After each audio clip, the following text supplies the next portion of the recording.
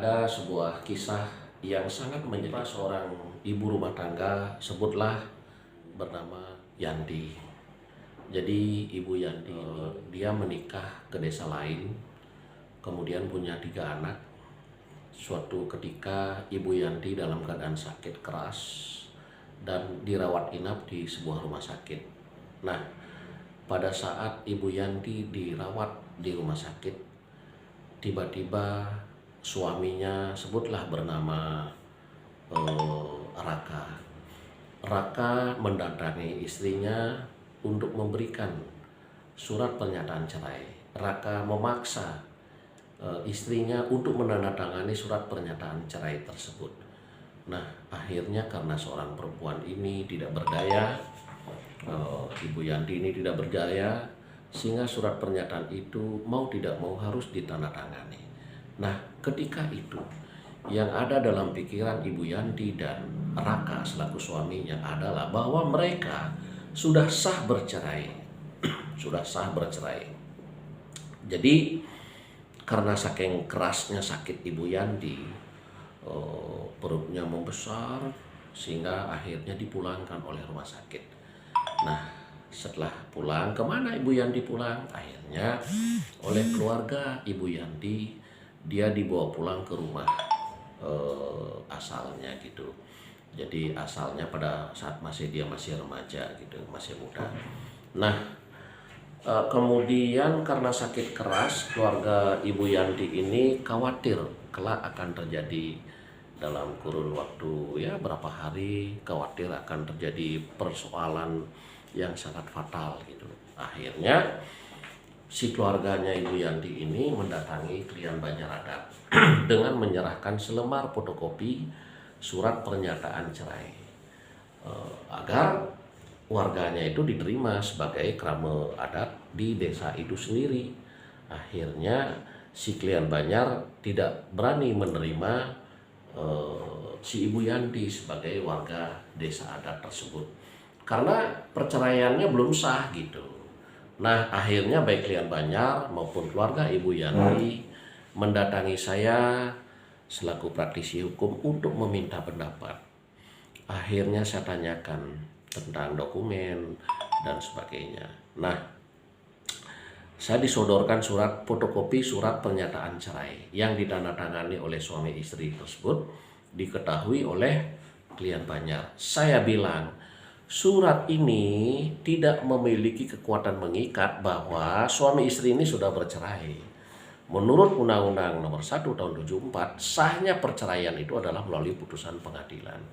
Oleh karena itu harus ada putusan pengadilan dulu yang menyatakan sah pasangan suami istri bercerai. Harus itu. Nah, satu keluarga Ibu Yanti tidak punya apa-apa, tidak punya biaya. Akhirnya terketuk hati saya selaku praktisi hukum yang selalu getol membela ketertindasan, ketidakadilan. Akhirnya saya bilang, sudahlah, Bapak tidak usah khawatir, saya akan bantu, akan saya urus di pengadilan perceraian ini. Nah, akhirnya ketika baru besoknya saya buatkan surat kuasa, Ibu Yanti menandatangani surat kuasa. Saya merasa sedih melihat Ibu Yanti terbaring lemas, sakit keras. Jadi untuk menandatangani surat kuasa agar saya bisa urus perceraiannya di pengadilan. Apa yang terjadi? Besoknya Ibu Yanti sudah menghembuskan napas terakhir. Nah, kemudian keluarga Ibu Yanti menghubungi Raka, suami Ibu Yanti. Apa katanya? Dia tidak mau mengambil atau menjemput jenazah Ibu Yanti karena dia merasa sudah bercerai. Dan jenazah Ibu Yanti adalah hak daripada keluarganya Ibu Yanti. Coba bayangkan, seperti itu kisah nyata yang pernah terjadi beberapa waktu lalu ini. Akhirnya keluarga Ibu Yanti menghubungi saya selaku praktisi hukum. Saya hubungin Raka, hei saudara Raka, saudara harus tahu bahwa hak terhadap jenazah Ibu Yanti adalah ada pada saudara. Surat pernyataan cerai yang saudara buat itu gugur demi hukum. Itu tidak tidak memberikan arti bahwa saudara sudah bercerai. Karena perceraian itu menurut undang-undang harus melalui peradilan. Jadi Anda belum bercerai. Itu tidak ada perceraian adat. Harus clearkan dulu perceraian itu di tingkat pengadilan. Kemudian di adat tinggal disampaikan. Itu. Jadi surat perceraian Anda harus tunduk kepada hukum nasional. Makanya ketika sekarang menjadi jenazah, saya kasih tahu Anda, saudara Raka, Anda harus jemput istri Anda ke desa adatnya itu. Karena di desa adat itu istri Anda statusnya adalah jenazah tamyu, krama tamyu namanya. Jadi adat di sana juga belum punya hak untuk mengurus jenazah itu. Itu persoalannya. Nah, karena saya berikan pengertian si Raka ini, mungkin dia berpikir dan saya suruh dia remuk sama keluarga dan pengurus adatnya, penjuru adatnya, Astungkare, apa yang saya doakan bahwa supaya dia bisa mengambil jenazahnya ke desanya si istrinya, jadi dia bisa ambil. Persoalannya sekarang, bagaimana kalau si Raka ini dan keluarganya ngotot bahwa dia tidak mau ambil jenazah itu.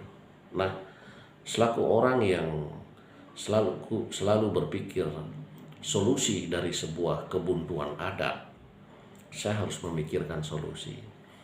Dan saya bilang kepada keluarga Ibu Yanti, saya sudah siapkan solusi kalau si Raka suaminya tidak mau ambil jenazah istrinya ke desa ini. Saya sudah bilang seperti itu kepada keluarga almarhum Ibu Yanti. Saya sudah siapkan solusi. Apa solusinya? Itu solusinya adalah pertama, harus jelas dulu bahwa hak terhadap jenazah Ibu Yanti masih ada di pihak keluarga suaminya, masih ada di pihak si Raka. Kalau kemudian keluarga Ibu Yanti mengurus jenazah itu, apakah dikubur, diaben, ya nggak bisa, karena masih kategori sebagai kerabat tamyu. Kan itu. Nah, akhirnya saya siapkan solusi, harus ada berita acara pelimpahan hak dari keluarga Raka kepada keluarga Ibu Yanti.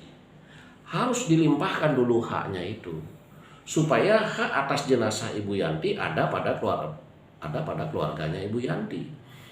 Kalau sudah ada hak terhadap jenazah itu, maka baru kemudian keluarga Ibu Yanti dapat memproses jenazah itu, apakah dikubur atau diaben ataukah yang lain.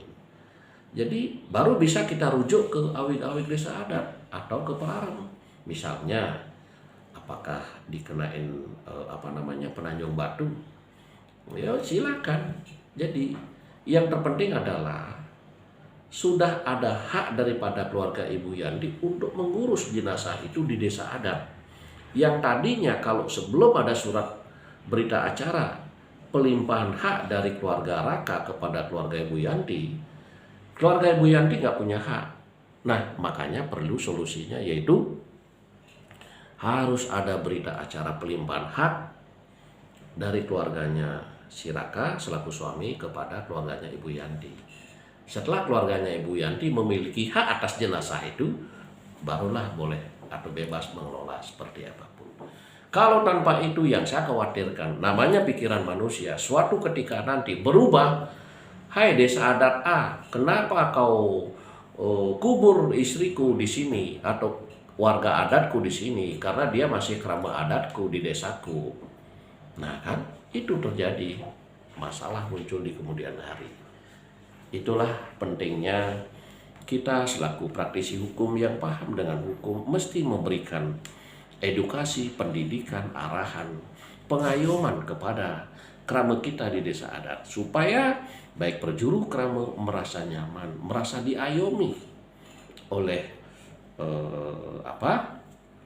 oleh hukum itu sendiri. Maka kita selaku orang yang paham jangan tinggal diam.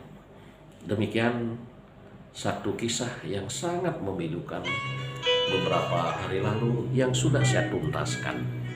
Terima kasih.